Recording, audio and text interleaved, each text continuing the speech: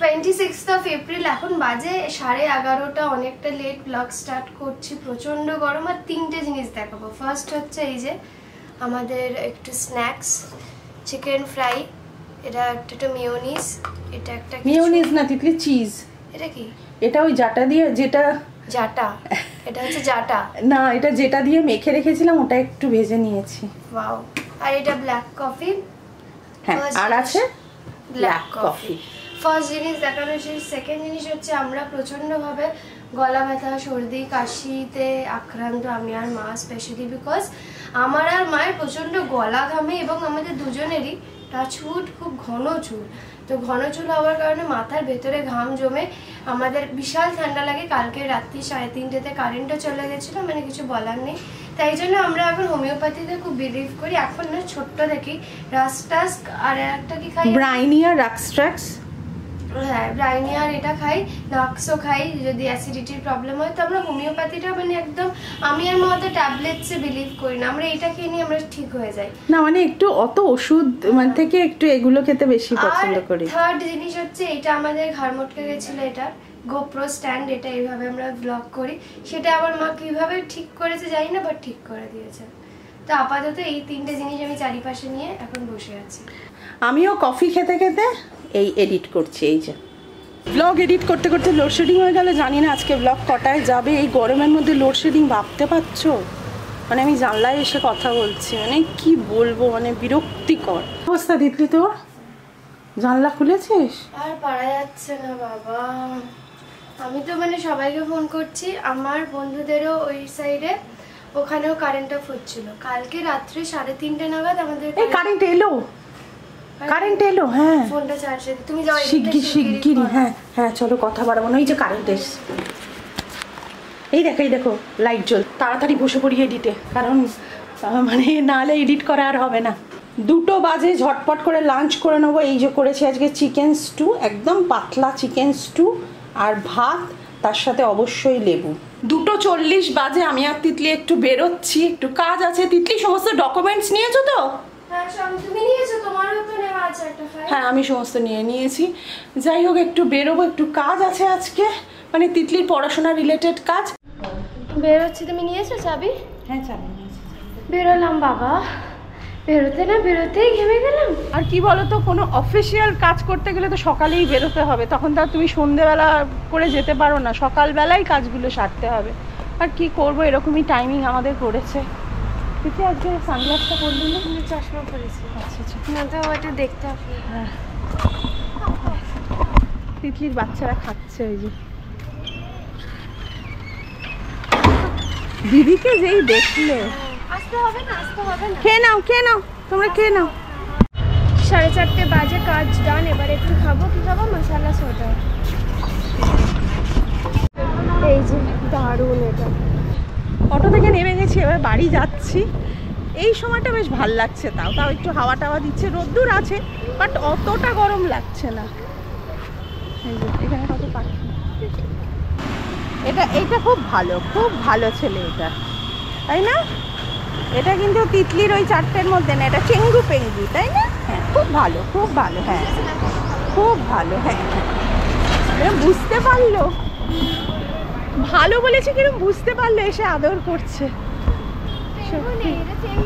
এটা চেঙ্গু। হ্যাঁ, ওরা দুজন আগে ওখানেই থাকতো, জানো তো। আমি দোকানের সামনে ওদের বিস্কিট দিতাম। ওই তিতলির 4জন ওদের ঝগড়া করে তাড়িয়েছে। তিতলির ওই 4টে কিন্তু ভীষণ পাজিও। হ্যাঁ, তিতলি ওরা আমার মতো একটু। হ্যাঁ, ওরা একটু ওদের দিদির মতো, আমারই মতো আছে, একটু হালকা ঝগড়ুটে। বাড়ি এসে গেছি, জগন্নাথ কুঞ্জে এসে গেছি, এই ঢুকছি। আর দেখো আজকে আমার চুলের অবস্থা, আমি না শ্যাম্পু করে বেরিয়ে গেছি। তোমাদের একটা গল্প বলি, মানে যখন তিতলি খুব ছোট, আমাদের তখন এসি ছিল না, আমি আর সৌরভ সাংঘাতিকভাবে নবরত্ন তেল মাখতাম। লাল রঙের সেই নবরত্ন তেল হয় না, ওটা মাথায় মেখে গায়েও মাখতাম। মেখে একবার জ্বর এসে গেছিলো। তিতলি বল, তিতলি তখন অনেক ছোট। তিতলি আমার মাকে ফোন করে বলছে, কি করি বলো তো দুদুন, মানে তখন আমাদের বোধহয় মোবাইলও ছিল না, জানি না, আমার ঠিক মনে নেই। আমি দুজনকে সামহাও কন্ট্যাক্ট করে, আমি তখন অনেকটাই ছোট বলি, ল্যান্ডলাইন ছিল, কল করে বলি দেখো মা বাবাকে আর সামলানো যাচ্ছে না, আমার পক্ষে সম্ভব না। আমি খুব বড় বড় পাকা পাকা কথা বলতাম। আর দুদুন আর আমাকে বলে ঠিক আছে ওরা যা পাচ্ছে করুক, আমি তোকে নিয়ে চলে আসি। একদম করে আমি আমাদের দুজনের কি জ্বর, মা এসে তিতলিকে নিয়ে চলে গেল, বললো লজ্জা করে না, কোনো বুদ্ধি নেই, দুজনে নবরত্ন মেখেছে, কেউ মাখে।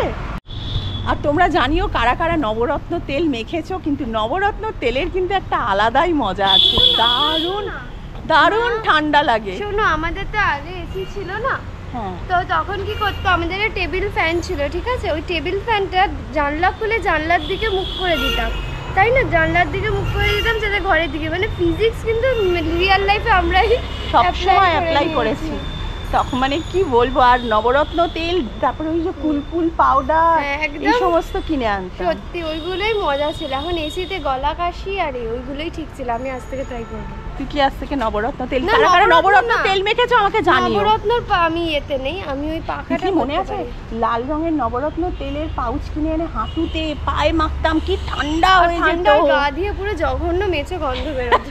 মেছো না, জঘন্য তেলের গন্ধ, কিন্তু দারুণ আরাম হতো, দারুণ। ইয়াম্মি হচ্ছে মা এটা।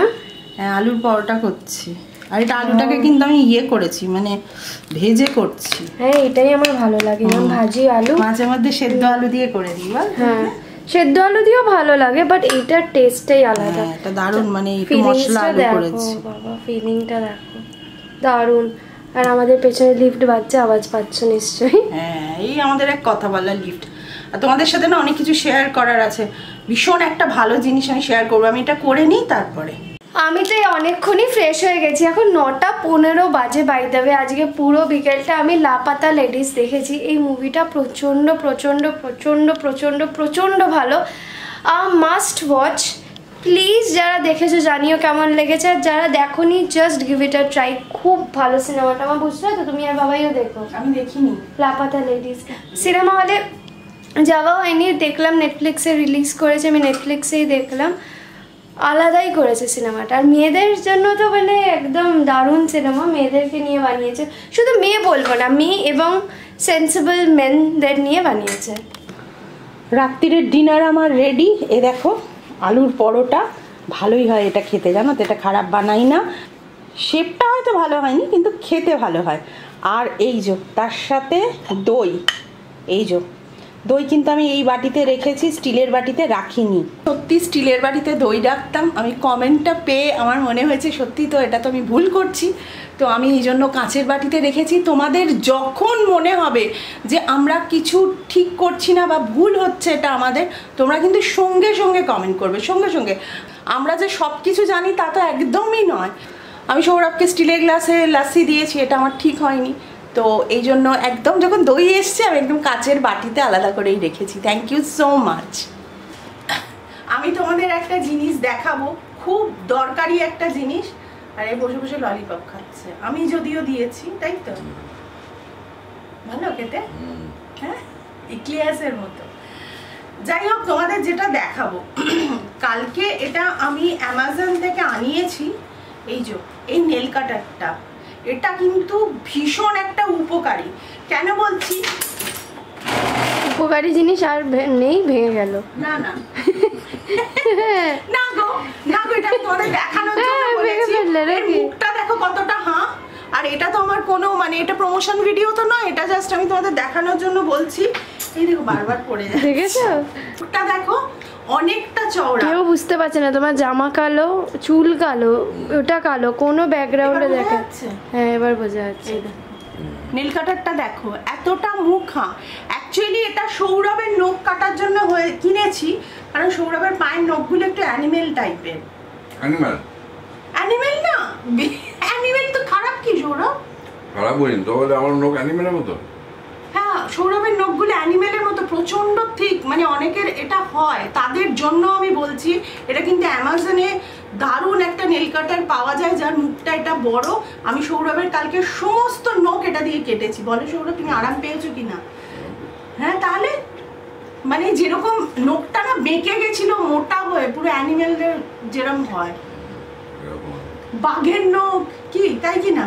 এইরকম টাইপের। বাঘের নখ হচ্ছে 6 ইঞ্চি হয়, আমার তো 6 ইঞ্চি নখ ছিল না। আরে টাইপ অফ অনেকের। ওটা আর কিছু নেই বাবাই, ওটা আর কিছু নেই। তুমি বিছানা রাখবে না, ব্যাগেও ফিরতে একটা হবে। আছে, সকালে যেটা দিয়েছিলে তুমি তো খাওয়াচ্ছ সকাল থেকে। তুমি নেল কাটারটা দাও, আমি হাতে করে দেখাই। কলেজের ব্যাগে ললিপপ না, এটা সিরিয়াসলি খুব কাজে। তোমরা যদি চাও আমি লিংক দিয়ে দেবো। এই দেখো এবার বুঝবে এই সবাই। এই যে এই ফোকাসই নেয় না তো, দাঁড়াও। হ্যাঁ এটা নিয়েছে ভীষণ এই যে ভালো। তার সাথে এই নেল কাটারটা, আর এটা অ্যাডজাস্ট করা যায়। এই দেখো ক্লিপ আছে, তুমি যতটা চাইছো ততটা ডিস্টেন্সে নিয়ে গিয়ে অ্যাডজাস্ট করবে, তখন এটা এরকম বন্ধ হবে। হ্যাঁ, এটা খুব দারুণ একটা জিনিস। আর একটা জিনিস কি আছে, আর একটা হচ্ছে এটার সাথে এটা আছে, এটা ফাইল করার মানে নখটাকে ফাইল করার জন্য। বিশ্বাস করে এটা প্রচন্ড ভালো, প্রচন্ড ভালো। সৌরভের নখ কিন্তু এতটাই মোটা, তাই কি না, পুরো বাঘের মতো।